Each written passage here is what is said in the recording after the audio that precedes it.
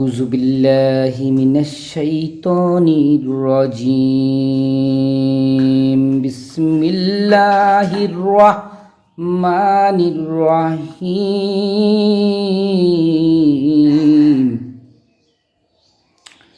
الحمد لله رب العالمين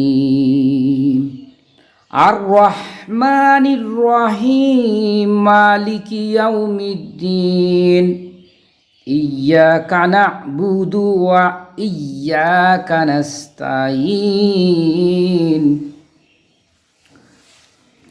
اهدنا الصراط المستقيم صراط الذين أنعمت عليهم غير المغضوب عليهم ولا الضالين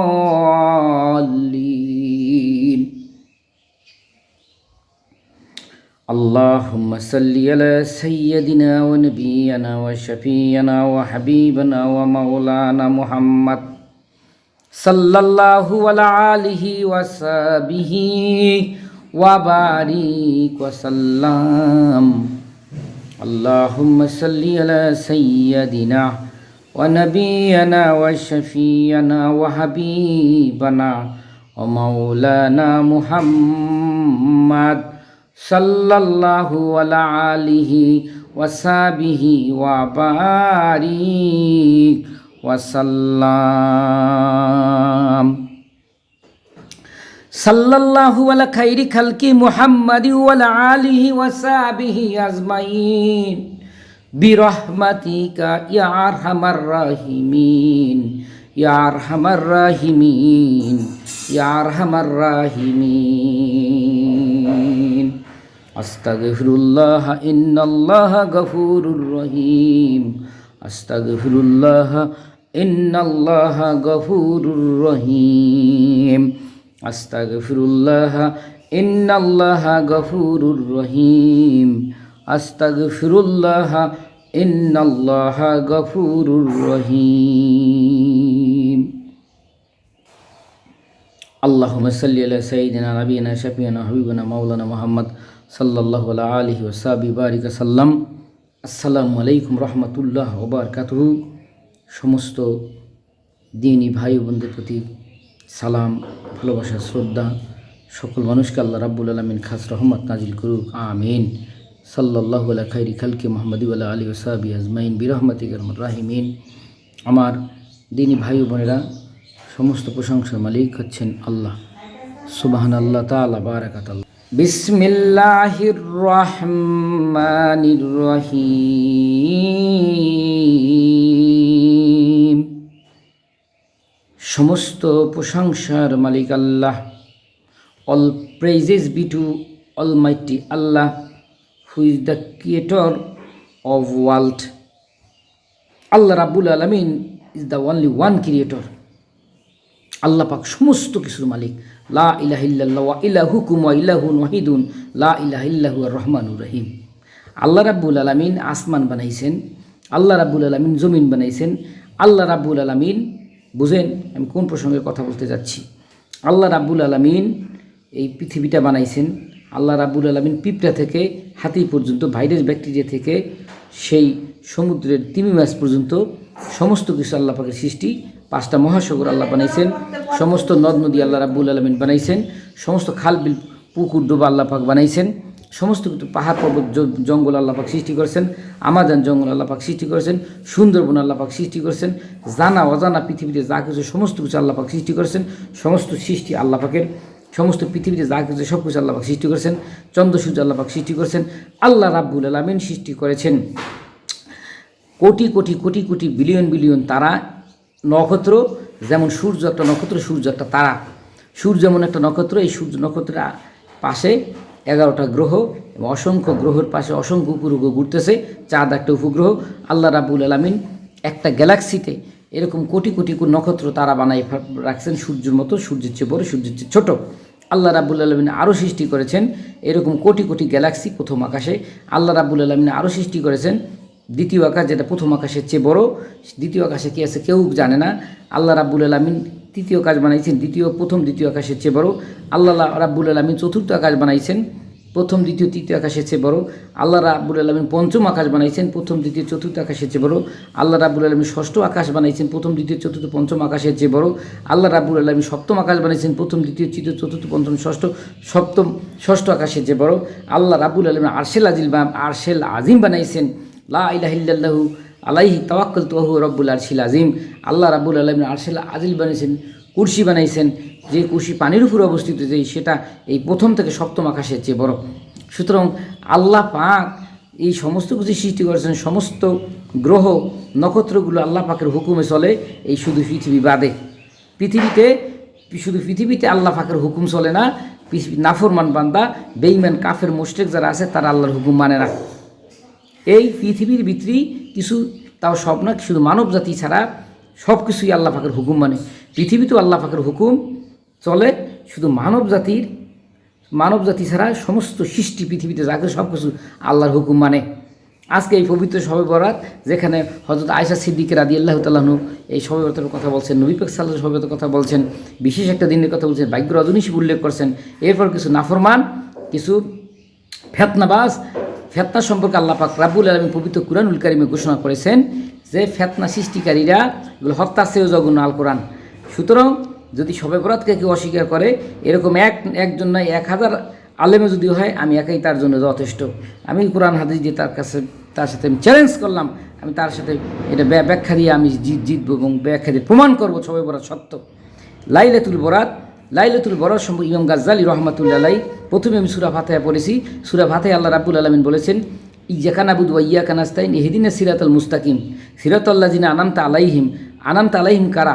ইমাম গাজ্জালী রাহমাতুল্লাহ আলাইহি তার বলেছেন, ইমাম গাজ্জালী রাহমাতুল্লাহ বর্ণনা করেন, শবে বরাতের নামাজ 100 রাকাত পড়া বলে, 2 রাকাত করে পড়তে হবে।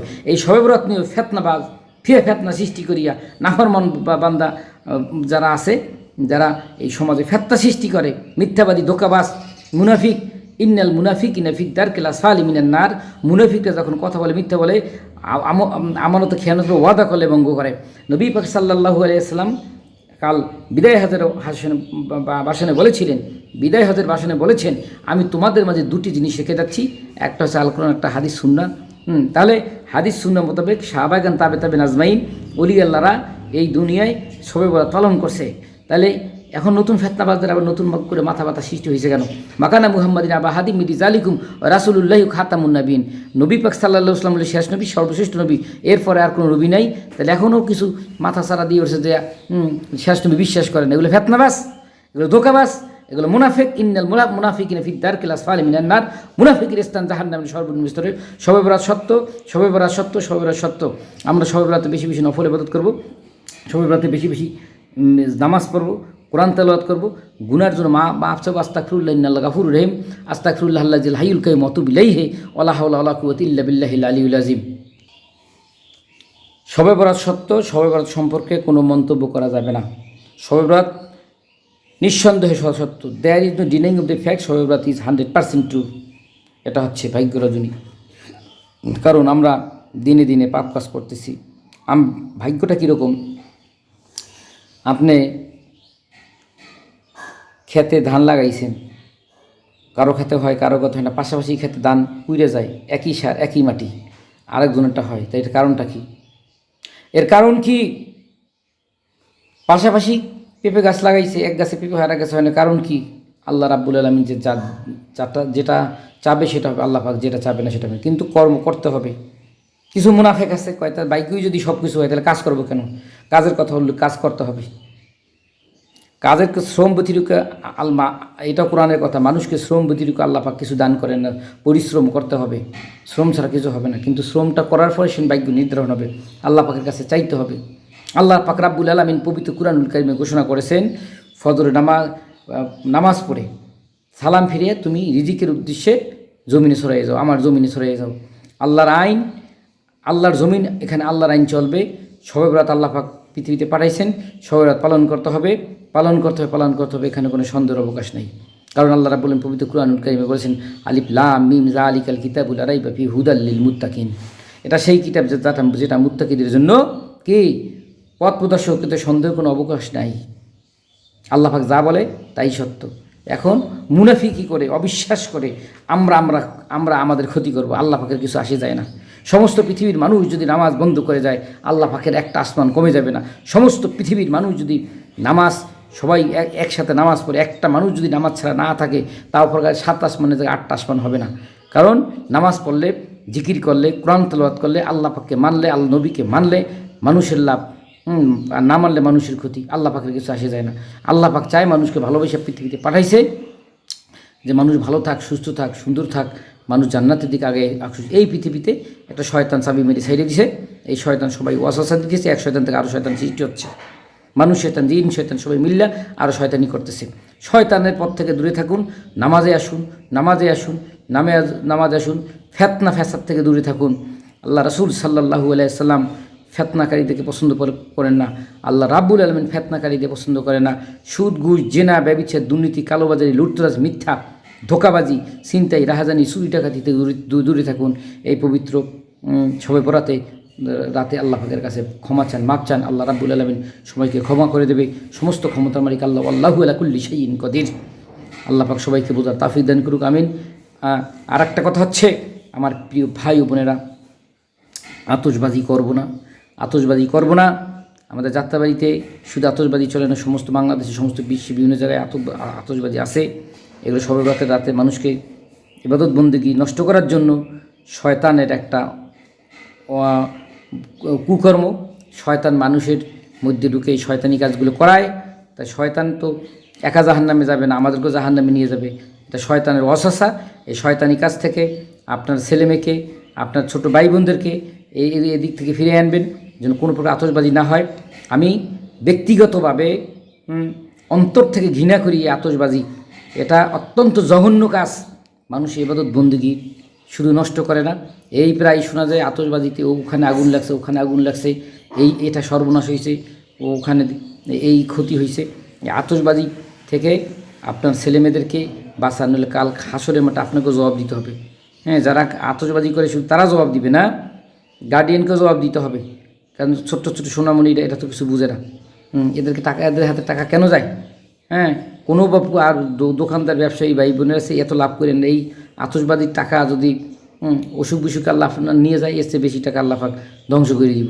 সুতরাং এই কয় টাকা ব্যবসার জন্য আতশবাজি বাদ দেন। আজকের পবিত্র রজনীতে আমরা ইবাদত বন্দেগী করব। আমার যাত্রাবাড়ি ভাই বোনেরা, এগুলা আমরা আতশবাজি করবো না, করবো না, করবো না। সমস্ত দেশের দিনী ভাই বোনকে বলতেছি, আতশবাজি করবো না, আতশবাজিকে না বলি 100% না। আল্লাহ পাক সবাইকে আমল করা তাওফিক দান করুক। শয়তানি থেকে আল্লাহ পাক সবাইকে হেফাজত করুক। আসসালামু আলাইকুম রহমতুল্লাহ বারকাতুহু।